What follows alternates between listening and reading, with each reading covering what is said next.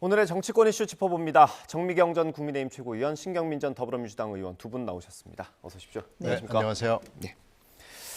어제 이재명 대표가 기소가 됐고요. 당무위도 금세 열어서 의결을 통해서 일단 대표직을 유지하는 걸로 했습니다. 기소도 정해져 있었고 당무위도 정해져 있었던 절차 같은데 어떻게 보셨어요?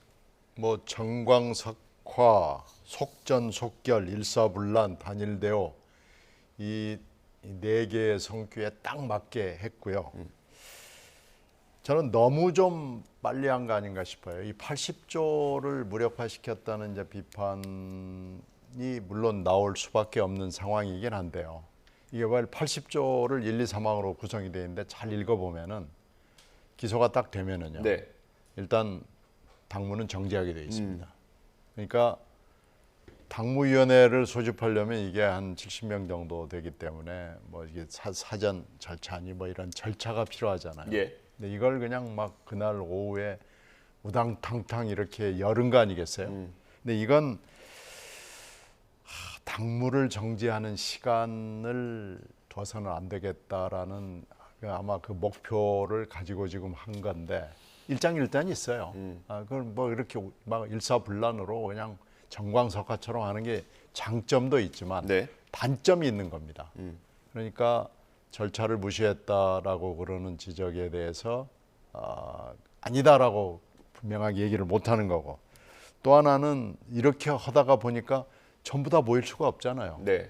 전부 다 거의 다 이렇게 중대한 사안이면 다 모여야죠. 근데 그럴 여유가 안 되니까 서면으로 받아가지고 이렇게 했다는 절차상에 좀 이렇게 깔끔하고 매끄럽지 못한 부분이 분명히 있습니다. 그래서 장단점이 있는데 친명 쪽에서는 장점을 취한 거죠. 그런데 이제 단점도 못지않게 있다. 그리고 또 하나는 이거 한 번으로 끝나면 그냥 이걸 원샷이니까 되는데 문제는 이제 2차가 있잖아요. 예. 2차도 수사 소환부터 시작해서 똑같은 절차를 거쳐서 여기까지 와야 되거든요. 그러면 2차를 그러면 또 똑같이 할 거냐 하는 선택에 네. 문제가 있는 거죠. 그래서 이 부분에 있어서 별로 그렇게 깔끔하지 못한 절차가 어저께 진행이 됐다라는 비판을 면키가 어렵습니다. 그래서 예. 장단점은 분명히 있지만 장점도 분명히 있고 단점도 분명히 있는 어저께 하루였다라고 저는 평가합니다. 기소가 있고 기소 발표가 있고 그리고 당무위 의결까지 한 7시간 정도밖에 안 걸렸어요. 거의 기다렸다는 듯이 했는데 절차 전체적으로 어떻게 보셨어요? 이제 이 법률 전문가의 사실은 이제 입장에서 좀 살펴보면은요, 그 조응천 의원도 그 지점을 아마 지적을 했더라고요. 네. 이게 예외 조항이 뭐냐면 결국은 그 당무위원회를 열어갖고 그 의결을 거쳐서 취소 또는 정지할 수 있다거든요. 예. 그러면 그게 되려면 지금 직무 정지를 받은 자 중에예요. 네. 근데 지금 직무 정지를 아직 안 했잖아요. 지금 이재명 대표에 대해서 기소가 되고 그러면 당에서 직무 정지를 일단 시키고 그럼 당무위원회를 열어서 이걸 취소 또는 정지시킬 수 있다. 네. 이 절차를 밟아야 되는데 지금 중간이 없는 거예요. 그 직무 정지가 아직 안 돼 있는 상태에서 바로 예외 조항부터 해버린 거예요, 그냥. 네. 그래서 이 부분에 대해서 조응천 의원도 얘기를 했지만 법률 전문가들이 보면 이거 이상하지 않아? 절차 위반 아니야? 이렇게 볼 수가 있어요. 예. 그래서 만약에 그 가처분, 예를 들어 네. 이 대표 직무를 정지시켜 달라는 지금 가처분 신청을 낸다고 하잖아요. 예. 그 당원들이 예. 한 몇백 명이라고 하는데 예. 지금 만약에 그렇게 됐을 때 법원에서 그 지점을 심사할 수도 있다. 이렇게 보여집니다, 일단은. 예. 그 얘기 저희가 차차 해볼 텐데 일단 조응천 의원 얘기를 해주셔가지고 조응천 의원이 오늘 라디오 인터뷰에서 여러 가지 얘기를 했습니다. 영상으로 준비했으니까 한번 보고 다시 얘기 나눠보겠습니다. 일단 기소 당일에 당무위원회가 열린 건 어떻게 평가하십니까? 정말 철통 같은 태세. 절통태세라고요? 예. 근데 저는 이 전반적으로 과유불급이다라고 생각합니다. 어쨌거나 지금 체포동의안 부결 그 파동이란 것이 이 너무 이 방탄 쪽으로 우리 당이 고착화되는 거 아니냐, 이미지가. 거기에 대한 부담감을 느껴서 그런 일이 생겼다고 일단 볼 때, 지금 시기도 기소되는 날 갑자기 당무위를 소집했고 직무정지를 받은 자 중에 부당한 이유가 인정되는 경우에는 당무위 의결을 거쳐 취소 또는 정지할 수 있다. 이렇게 돼 있어요. 그러니까 선행 단계 직무정지 결정이 없었다는 말씀이십니까? 그렇죠. 일단 잠깐이라도 직무정지 절차가 있어야지 사망으로 넘어갈 수 있습니다. 지금 그 당원 80조 사망에 의하면. 예. 조홍천 의원 인터뷰 들어보셨고요. 이게 그러니까 당무위원회가 보통은 뭐 소집하면 한 2, 3일 뒤에 모여서 뭐 좀 논의하자 이런 절차가 있다고 하는데 네. 그러면 뭐 빨리 하더라도 한 2, 3일 뒤에 의결했으면 어땠을까 하는 아니 생각도 드는데. 이게 그러니까 80조를 잘 뜯어봐야 됩니다. 1항에 기소가 되면은 사무총장이 일단 직무를 그 대표 이제 기소가 된 사람의 직무를 정지시켜야 되거든요. 동시에 그러니까, 정지한다 이렇게 돼 네, 있네요. 그렇죠. 동시니까요. 어저께 이제 그 기소 공소장이 나온 시점에 이재명 당대표의 직무가 당 대표로서의 직무가 정지돼야 됩니다. 그리고 나서 당무위원회를 열어야 되는데 이게 이제 시간차가 있잖아요. 예. 근데 이걸 하루아침에 끝내버리면 그 시간차가 별 의미가 없이 하자가 치유될 수 있다고 친명들은 본 거예요. 그런데 한 시간이라도 아니면 뭐 이런 게 있었어야 되느냐라는 것이 사망에 보면은 그렇게 돼 있는 겁니다. 그 얘기를 지금 조 의원이 하는 거예요. 그러니까 이제 직무 정지를 받은 자 중에서 이렇게 되면은 엄밀하게 작귀대로 해석을 하면 좀 이상하지 않냐라는 법률가적인 지적이 있을 수가 있는 건데요. 이제 이걸 친명 쪽에 있는 분들은 하루에 그냥 우당탕탕 정광석화처럼 하면은 이 모든 것들이 다 치유될 수 있다 이렇게 본 거죠. 근데 위험이 좀 있지 않습니까? 이렇게 조홍천 의원도 당장 절차적인 정당성이 좀 문제가 있다라고 주장을 하는데 대개 이제 당원 당규가 뭐 이렇게 막 세밀하게 돼 있지는 않기 때문에 이제 이렇게 되면은 문제 제기를 안 하고 이제 적당히 넘어가거든요. 그러니까 문제가 안 될 걸로 지금 보는 건데요. 이제 권리당원들 중에서 이거 문제 있다라고 이제 보는 분들이 있어서 이것을 법원으로 또 끌고 가면은 또 이제 국힘당 작년 같은 사태가 또 일어날 수도 있고 하여튼 뭐 그건 판사들 마음이기 때문에 저는 뭐라고 얘기할 수는 없습니다. 예, 이 바깥에서 보기에는 사실 의견 수렴하는 척이라도 했으면 어땠을까라는 생각이 드는데 그런 걸 최대한 단축하려는 움직임이었어요. 그걸 아마 다른 이견이 나오는 걸 좀 막기 위해서 그랬다라고 분석하는 시선도 있던데 어떻게 보세요? 당연히 그렇게 분석할 수밖에 없죠. 왜냐하면 지금 그 친명계 국회의원들, 하여튼 이재명 대표를 어떻게든지 그 감싸고 가려고 하시는 분들은 조금이라도 여지를 주면 안 되잖아요. 만약에 직무 정지 이걸 만약에 사무총장이 대놓고 만약에 하고 네. 뭐 2, 3일 있다가 한다 그러면 그 사이에 이제 당이 또 어떤 또 혼란 상태가 올 거라고 본인들이 생각하니까 네. 그런 여지도 1%도 주지 않겠다. 그래서 정광석화처럼 그냥 해버린 거죠. 제가 볼 때는 그 국민들 생각 안 하는 겁니다. 예, 제가 다른 사람들 생각 안 하는 거예요. 오로지 이재명만 지금 생각하고 공천을 이재명 대표에게 공천권이 있어야만 자기들이 유리하다고 생각하기 때문에 그런 네. 국회의원들은 그냥 다른 거 생각 안 하죠. 예, 어제 결정이 난 이후에 그 권리당원 중에 한 분이 가처분 신청을 낼 거라고 공개적으로 지금 공표를 했습니다. 오늘 오후에 아마 남부지법에 낼 거라고 하는데 제가 직접 통화를 해봤어요. 그분이랑 그래픽이 준비되어 있으면 좀 띄워주시면 좋겠습니다. 일단 이분이 요구하는 건 이재명 대표의 사퇴를 요구하는 거고요. 그리고 이게 이 당헌 80조 예외 조항 자체가 좀 잘못됐다라는 주장이 하나 있고요. 그리고 그걸 해석하는 것도 잘못했다라고 주장을 하고 있거든요. 법원에서 어느 정도 인정을 받을 수 있을까요? 매우 그러니까 1번 이게 지금 세 가지를 말씀하셨잖아요. 그럼 첫 번째, 두 번째는 정치적인 것이기 때문에 제가 뭐라고 말씀드릴 수는 없고요. 뭐 제 입장은 있습니다만은 제가 제 입장을 방송에서 뚜렷하게 말씀드리는 건 좋지 않은 것 같고요. 네. 세 번째 문제가 지금 우리가 쭉 앉아서 얘기했던 내용인데 세 번째 문제는 판사에 따라서는 이거 좀 절차적으로 문제가 있는데라고 할 그 여지가 있는 거죠. 우리가 작년에 국힘당의 이준석 파동을 쭉 봤는데 네. 그 판사에 따라서 또는 판사의 그 시기에 따라서 뭐 여러 가지 이견들이 있어가지고 저희들이 그것을 예측하고 관측하는데 굉장히 혼선이 있었잖아요. 예. 이 대목도 당헌 80조 1, 2, 3항을 어떻게 해석하느냐에 따라서는 충분히 논란의 여지가 있습니다. 그래픽 준비됐을까요?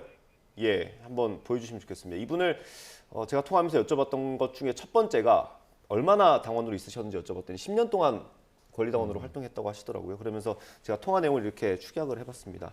어제 저녁 기준으로 한 500명 정도가 모였다고 했고요. 이게 그냥 서명받는 수준이 아니라 실제로 권리당원인 거를 증명하기 위해서 신분증 사본까지 준비를 했다고 하고요.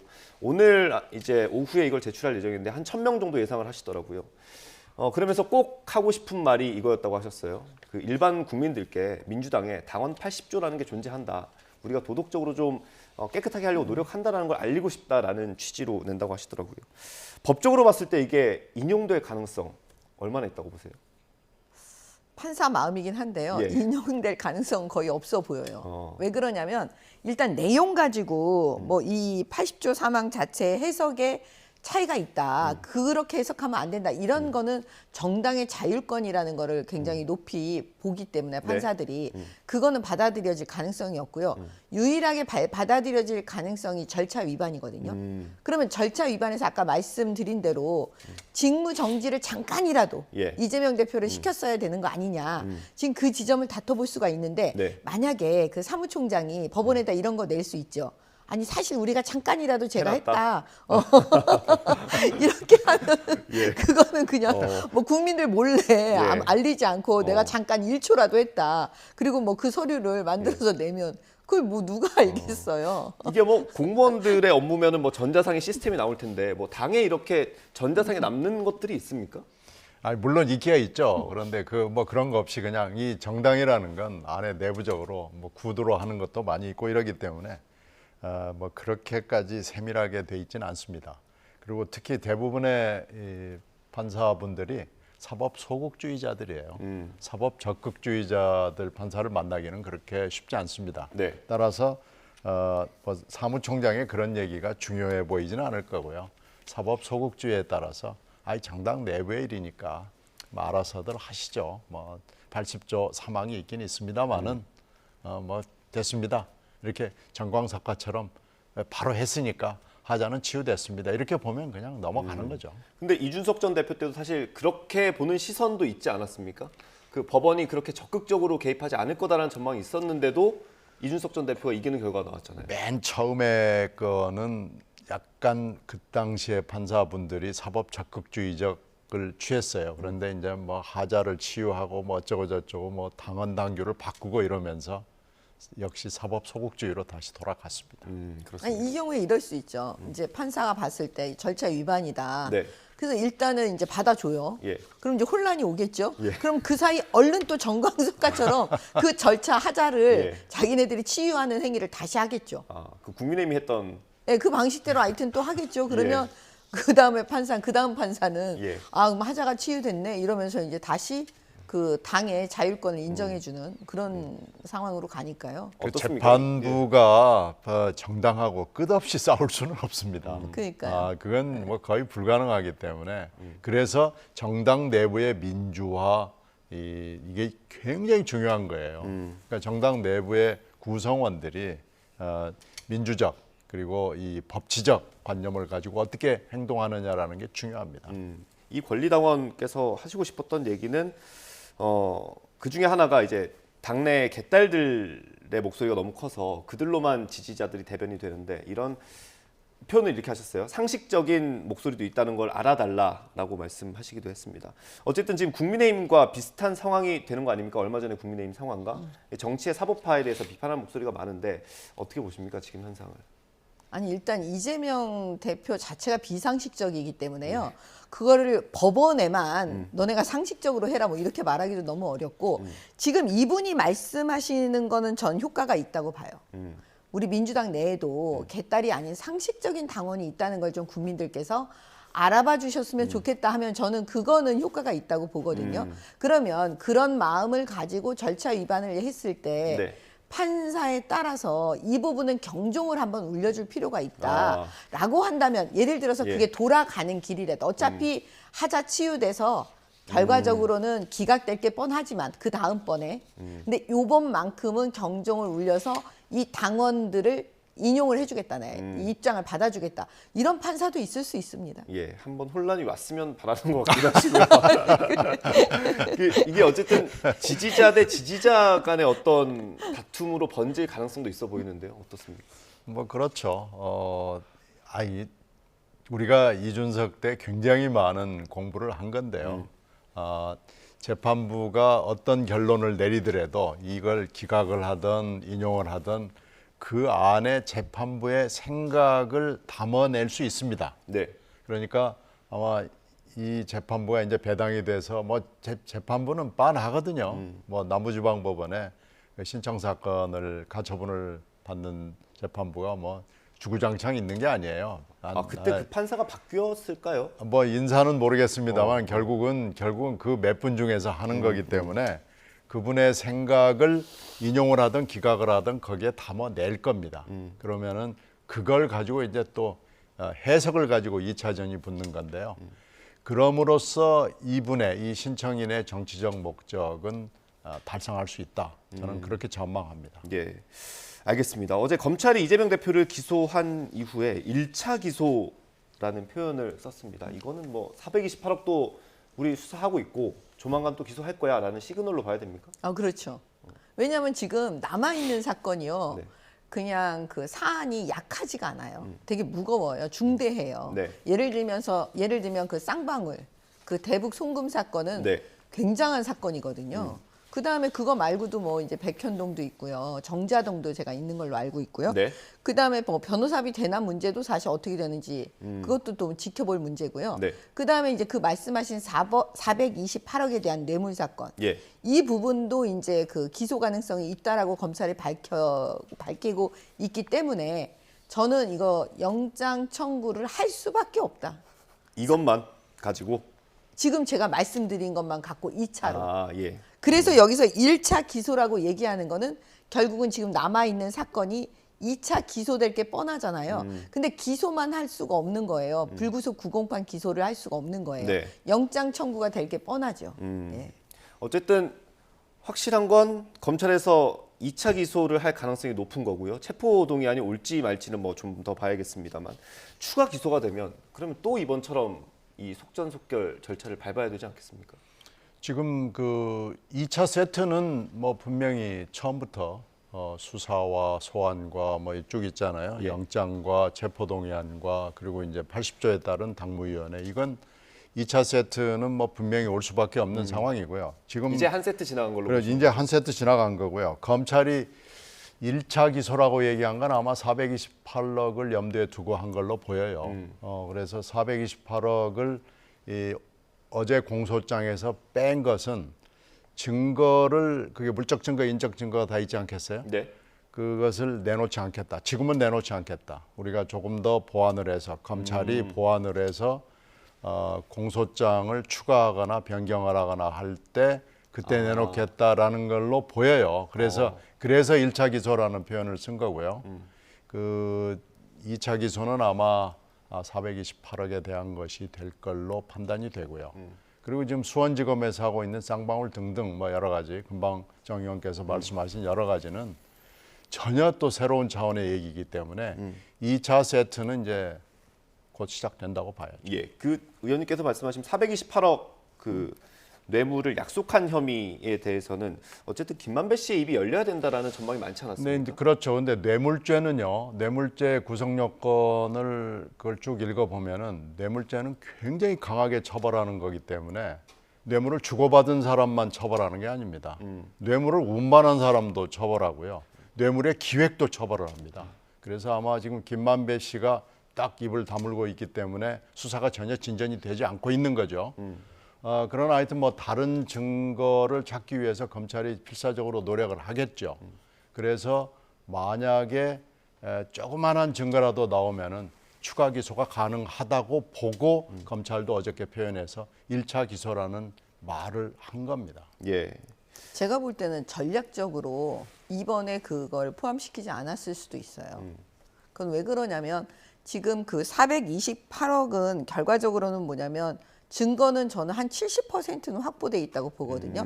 그 30%는 결국 김만배의 이제 증언 진술인데 네. 그건 안 나왔다고 치더라도 70%는 갖고 있는 게 그 대장동 일당들 있잖아요. 김만배를 제외한 나머지 사람은 거의 똑같이 얘기하고 있거든요. 예. 정민용 씨, 남욱 씨, 그다음에 유동규 씨 지금 그 428억에 대한 얘기를 지금 다 하고 있는 거예요. 네. 그래서 제가 볼 때는 그걸 어느 정도 보완해서 어디까지 그 증거를 확보해서 기소를 할 거냐 말 거냐는 그 검찰의 입장이기 때문에 이번에 그거 기소해도 되는 수준이라고 저는 봤거든요. 근데 전략적으로 좀 갖고 있었던 것이 아닌지 예. 2차에다가 포함시키려고 저는 그렇게 보고 있습니다. 아까 정미경 최고위원님 말씀하신 것처럼 그 쌍방울 관련 사건도 지금 조금 속도를 내고 있는 것 같거든요. 이화영 전 부지사를 기소하지 않았습니까? 최근에 대북송금 관련 혐의로. 체포동의안이 또 올 수도 있다는 전망이 있는데 지금 여당에서 불체포 특권 포기 각서를 받고 있다고 하더라고요. 제가 아침에 기사 확인했을 때는 한 50명 정도가 서명을 했다고 하는데 어쨌든 이재명 대표를 압박하기 위한 용도겠죠. 예, 그 다음에 지금 그 국민의힘 하영재 의원에 대한 이제 체포 동의, 그걸 이제 국회의원들이 그 가결할 거냐, 네. 부결할 거냐, 이제 이 투표가 이제 되는데 네. 여기서 지금 코너에 완전히 몰리는 건 민주당이에요. 예. 왜 그러냐면 기본적으로 국민의힘은 일관성 있게 나가는 겁니다. 네. 혐의가 있는 국회의원들은 불체포 특권을 다 포기하고 그 영장 실질 심사 받아라 이런 입장이잖아요. 예. 그러니까 지금 그 국회의원 그 40~50명이 지금 체포 동의안 포기 서약서에 쓴다는 것도 같은 얘기입니다. 무조건 이거는 그냥 가결시켜 주겠다 이런 의미잖아요. 예. 그러면 지금 민주당입니다. 민주당은 일관성이 지금 없어질 수가 있는 거죠. 자당의 그 국회의원들에 대해서는 네. 지금 다 부결시켰어요. 그러면 이 하영재 의원에 대해서는 가결시킬 건가 부결시킬 건가? 그러면 일관성이 있으려면 부결시켜야 되죠. 만약 이걸 가결시켜버리면 결국은 또 내로남불, 그다음에 이재명 대표에 대한 방탄이었다는 게 뭐 온 국민이 뭐 다 알고 계시지만 더 확증적으로 지금 가는 길이기 네. 때문에 제가 볼 때는 민주당이 아예 그냥 코너에 몰려 있습니다. 지금. 네. 조홍천 의원도 좀 복잡한 마음을 표하긴 했습니다. 이번에 검찰이 정말 절묘한 한 수를 던져가지고 국힘당 엄청 도와준 겁니다. 저는 이 하영재라는 분을 잘 모르는데요. 네. 한참 얼마 전에 수사를 받을 때 그 혐의를 읽어보고 이제 하영재 의원이라는 사람이 있구나라고 알았는데요. 하영재 의원의 혐의는 정말 죄질이 나쁩니다. 정치자금법 네, 위반이죠. 더군다나 자기가 공천권을 사실 전횡으로 잡을 수 있는 지방자치단체 의원들을 상대로 해서 한 네. 거거든요. 이게 국회의원이 절대로 해서는 안 되는 일을 한 거예요. 이런 의원들이 아주 드물게 가끔 있어요. 예. 그런데 하영재 의원은 죄질이 정말 나쁩니다. 죄질이 나쁘기 때문에 국힘당 의원들도 편을 들어줄 수가 없는 사안입니다. 그러니까 마음 놓고 지금 뭐 서명도 하고 뭐 원내대표도 나와서 큰 소리 빵빵 치는 거예요. 예. 이런 상황인데 115석의 국힘당만으로는 가결도 부결도 할 수 없는 상황이고 민주당의 의원들이 어느 쪽으로 가느냐에 따라서 이게 가결인지 부결인지 결정이 되는데요. 네. 어디로 가든지 민주당은 욕먹게 돼 있습니다. 네. 가결을 해줘도 욕먹고 부결을 해줘도 욕먹는 상황이어서 이건 정말 외통수에 걸려도 세게 걸렸어요. 조금이라도 덜 먹는 쪽은 어디라고 보세요? 두 개 다 욕먹게 돼 있는데 예. 글쎄요. 저는 두 개 다 뭐 똑같이 민주당만 욕먹게 돼 있습니다 지금. 그래서 만약에- 이 검찰이 정말 머리가 좋은 집단이라는 것을 이번에 다시 확인이 된 거죠. 민주당 입장에서 생각을 해보면 가결을 했는데 영장 심사에서 기각이 되면 그것도 참 곤욕스러울 것 같습니다. 글쎄요. 아니 근데 그 영장 실질 심사에서 사실은 기각이 되든 뭐 인용이 되든 그거는 어떻게 보면 국회의원들은 별 상관 안 할 것 같아요. 지금 당장 자기네들 앞에 있는 밥상이 너무 어려워요. 네. 예? 민주당은 아까 말씀하셨지만 사실 이걸 가결을 시켜도 그렇고 그다음에 부결을 시켜도 지금 그런 상황이잖아요. 네. 근데 이게 죄질이 불량하다는 거요. 그 하영재 의원 죄질 불량하게 보이죠 일단. 네. 근데 뭐 이재명만 하겠습니까? 알겠습니다. 이재명 예. 너무 세게 얘기하시는 것 같은데. 뭐 이재명 대표가 이제 어느 정도까지 버틸 수 있을까? 언제까지 대표직을 유지할 수 있을까? 어떻게 보세요? 지금 현재 이재명 대표는 뭐 하여튼 절대로 영장판사 앞에 안 가겠다는 것을 천명한 거나 마찬가지죠. 그리고 공천권도 놓지 않겠다고 그러고 대표직도 유지하겠다고 그러고 저는 이걸 삼불가 이재명 대표의 삼불가론이라고 얘기를 하는데요. 이제 문제는 재판이 몇 건이나가 될지를 지금 현재로서 전혀 짐작이 되지 않습니다. 지금 현재 진행되고 있는 건 한 건이지만 앞으로 추가로 될 재판이 몇 건이 될지를 지금 알 수가 없어요. 현재 예단을 할 수가 없는 상황이기 때문에 이렇게 되면은 아주 나쁜 상황은 일주일 내내 재판정에 나가야 되는 상황이 생길 수도 있습니다. 네. 그것도 서울중앙지검만 가는 게 아니고 여기저기를 다녀야 되는 상황이 생길 수가 있거든요. 이러면 실질적으로 당무를 볼 수 없는 상황이 생기거든요. 네. 이건 대표직 사퇴하고는 별개의 문제입니다. 따라서 저는 그 상황이 5월 이후에 만약에 눈앞에 전개가 되면은 그때는 진퇴를 결정을 해야 되고요. 대표직 사퇴를 죽어도 못하겠다고 그런다면은 당무를 누구한테 위임을 하는 거라도 해야 된다고 봅니다. 당무 위임이라는 건 이전에는 없던 거죠? 그런 건 없는 거죠. 이거 다 처음 있는 일입니다. 그 인적 쇄신은 어느 정도 지금 윤곽은 잡혀 있는 것 같은데 그 타이밍은 언제쯤? 지금 소통 2차 세트가 진행이 되면 어차피 체포 동의안이 언젠가는 온다고 보면은 지금 대처 방안은 소통하겠다, 소통하잖아요. 그리고 지금 당직 개편하겠다는 거고요. 뭐 지금 여러 가지 뭐 개편을 하겠다고 지금 그러는 건데요. 이제 연말 퇴진론이 나오는 거죠. 네. 이 세 가지인데 당직 개편은 사실 내부적으로는 결정이 돼 있는 것으로 보여요. 그러나 핵심적인 당직은 내놓지 않을 거다. 그렇게 보는 것이 민주당 내의 중론입니다. 예. 이재명 대표가 언제쯤 당직 인선을 발표할지 그 타이밍 그리고 또 누구를 데려올지도 관심이 쏠리고 있습니다. 이 주제는 여기서 마무리하고요. 한일 정상회담 얘기를 좀 해보겠습니다. 민주당이 일단 국회 차원의 청문회, 상임위 차원의 청문회 그리고 국정조사를 추진하겠다고 원내대표가 직접 얘기했고요. 오늘은 독도 문제가 언급됐다고 주장하는 일본 언론에 대한 항의 성명을 발표하자 이렇게 제안을 했습니다. 어떻게 보십니까? 뭐 항의는 그 언론에 대해서는 할 수 있죠. 그걸 이제 국회 차원에서 하자는 겁니다. 예, 아니 뭐 그거는 저는 뭐 필요하면 할 수도 있다고 생각하는데 문제는 뭐냐면 그 독도 문제하고 이런 부분을 그 의제에 없었습니다. 제가 볼 때는. 네. 그러면 결과적으로는 그 누군가 어떤 국회의원이 지나가면서 혼자 얘기할 수도 있는 거고. 일본의 국회의원들. 그다음에 일부러 언론 플레이하기 위해서 자기네들이 그런 작업을 했을 수가 있잖아요. 네. 그러니까 그런 부분까지 이제 그 언론 플레이한 지점에 대해서 이제 우리 국회가 그거를 그러니까 그쪽 국회의 입장 전체 국회 입장을 보고 이거를 대등하게 맞대응해 주는 게 보통은 그래야 되거든요. 네. 일본 국회를 상대로 우리 국회가 해야 되는 거를 지금 언론 플레이 한 거 다 알고 있는데 어떻게 보면 그거 아마 민주당 쪽에서도 알고 있을 거라고 저는 봐요. 예. 그런데 그 언론 플레이 하고 있는 그 언론에 대해서 지금 우리 국회가 좀 급은 맞지는 않잖아요. 그렇게 하는 게 맞는 건지. 예, 그 부분은 좀 고민을 해봐야 되지 않을까 예. 생각합니다. 그런 고민이 필요하고 민주당에서는 뭐 제안, 어떤 뭐 압박 이런 것들을 계속 이어가고 있는데 홍익표 의원은 독도 방문 가능성까지 얘기를 했거든요. 가능하겠습니까? 뭐 의원들이 가끔 갔죠 그 사이에. 뭐 처음 있는 일은 아니고요. 대통령이 이제 MB 때 처음 간 거고요. 의원들은 뭐 가끔 갔고 저도 의원일 때 갔었습니다. 뭐 근데 가서 어떤 얘기를 하느냐가 중요한 거 아니요 아니겠습니까? 일본 대사관에서 기분 나빠야 하죠. 근데 뭐 공식으로 거기다 대고 뭐라고 할 수는 없는 거고요. 우리 국회가 일본 언론에 대해서 한다고 그러는 건 일단 좀 맞지 않는 것 같아요. 그리고 이번에 이게 쭉 경과를 보면은 일본의 관과 일본의 관청이죠. 관청과 일본의 언론의 협업과 분업이 아주 절묘하게 잘 돼 있는 것을 우리가 또 목도를 한 거고요.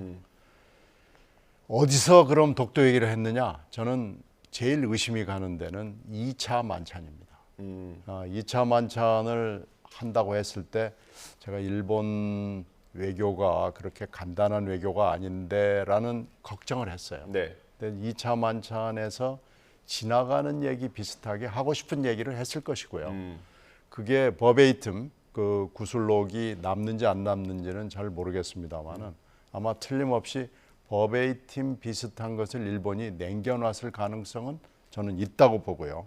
그러니까 일본하고 외교를 하거나 일본 언론과 얘기를 할 때 굉장히 조심해야 됩니다. 특히 대통령 수준에서 얘기를 할 때는 엄청나게 토시 하나, 단어 하나 조심해야 되는데 대통령이 이 부분에 대해서 경험과 식견이 없다가 보니까 일본 외교와 일본 언론에 지금 완전히 말려 들어간 경우에 그래서 이번에 한일 정상회담은 성공하기가 매우 어려운 거였다라고 예. 보고요. 이걸 이제 전면적으로 없었던 일로 할 수는 없죠.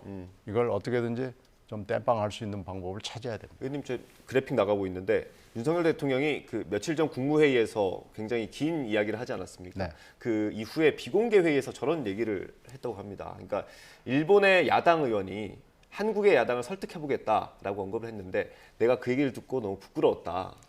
글쎄 저것도 이제 일본의 정치를 잘 이해하지 못하는 건데 일본의 야당이 순수하게 진짜 야당이 있는가라는 건 여러 평자들이 있지만은 일본은 사실은 거의 전후에 거의 뭐 한 당이 지배를 해왔던 국가고요. 네. 좀 민주국가 중에서 좀 특이한 경우에 해당합니다. 그래서 그런 것을 보면은 우리의 지금 국힘당이나 민주당과의 관계하고는 전혀 다른 여야 관계라는 것을 이해하고 저런 얘기를 하는 게 맞습니다. 예. 최 의원님 어떻게 보세요?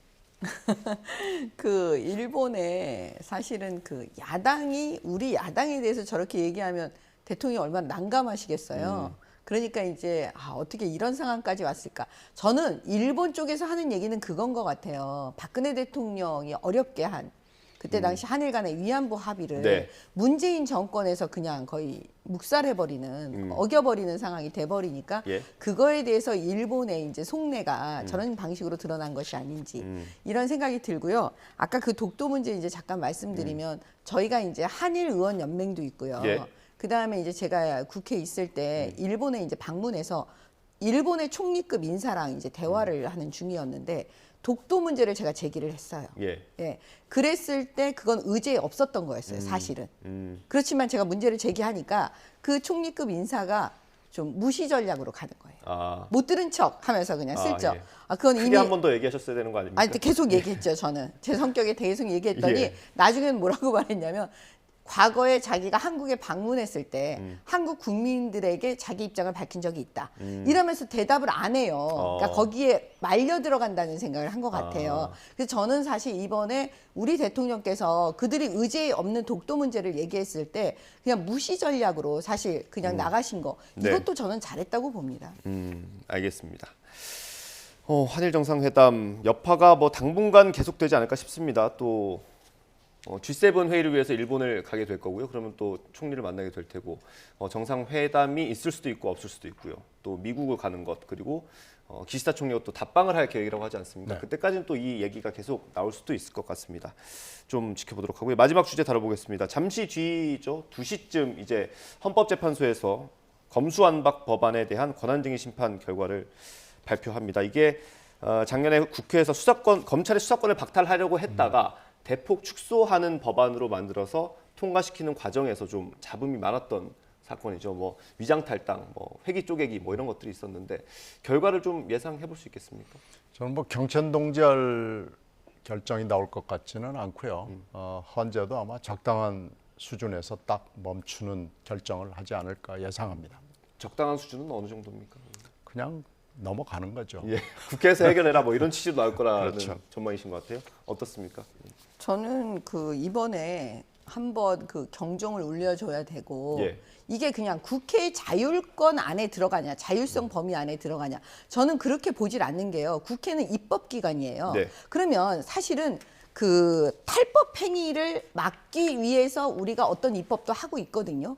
근데 국회 스스로가 탈법 행위를 하면 안 되잖아요. 꼼수. 네. 그 민영배 의원의 네. 위장 탈당 이건 아주 전형적인 꼼수 행위거든요. 네. 그러면 이게 국회의 자율성으로 볼 수 있느냐? 저는 없다고 봐요. 아무리 생각해도 법률 전문가로서 이 부분은 그 저는 그 받아들일 수밖에 없다는 생각이 들거든요. 예. 절차 위반으로. 그다음에 그 검사는요. 헌법의 그 정신이 뭐냐면 수사권을 바탕으로 해서 기소를 하는 기관이에요. 근데 검사의 수사권을 박탈하는 이런 법안이 어떻게 헌법에 맞아요? 헌법 정신에 맞지 않거든요. 그러면 이거는 법률 자체가 위헌이에요. 그러니까 무효로 해줘야 되는 게 맞는 거예요. 그래야 영이 서는 거죠. 헌법 그러면 정신에. 그 헌법 얘기를 해주셔가지고 검찰에서 주장하는 게 지금 그거지 않습니까? 검찰의 수사권, 검사의 수사권은 헌법으로 보장이 돼 있다는 게 이제 네. 검찰의 주장인데 그러면 국회에서 그 수사권의 권한을 수사권의 범위를 줄이거나 이런 것도 위헌이라고 보시는 겁니까? 그렇죠. 왜냐하면 그 검사는 유일하게 헌법에서 기소권을 갖고 있다니까요. 그러면 그 기소권을 갖는다는 건 기소하는 그 범죄에 대해서 수사를 할 수 있다라는 게 그냥 다 그냥 들어가 있는 거예요. 헌법 안에. 예. 근데 단순히 문구만 보고 예. 그 문구가 없기 때문에 그거를 빼고 뭐 줄이고 이런 거를 우리 국회 입법권으로 할 수 있다라고 말하지만 그건 너무 제가 볼 때는 그 뭐라 그럴까 자기적이라고 그럴까? 그렇습니까? 그럼 예, 그런 검경- 생각이 들어요. 그 앞서 있었던 검경 수사권 조정도 그럼 같은 맥락으로 보십니까? 검경 수사권 조정은 조금 다른 부분입니다. 왜냐하면 일정 부분 수사권을 그 경찰이 갖고 있다고 할지라도 그 부분에 대해서 검사가 다시 수사할 수 있다면 그건 문제가 되지 않거든요. 지금 또 이 법안에 검수완박 법안의 문제가 뭐냐면 고발인이 그 고소를 하거나 고발을 했을 때요.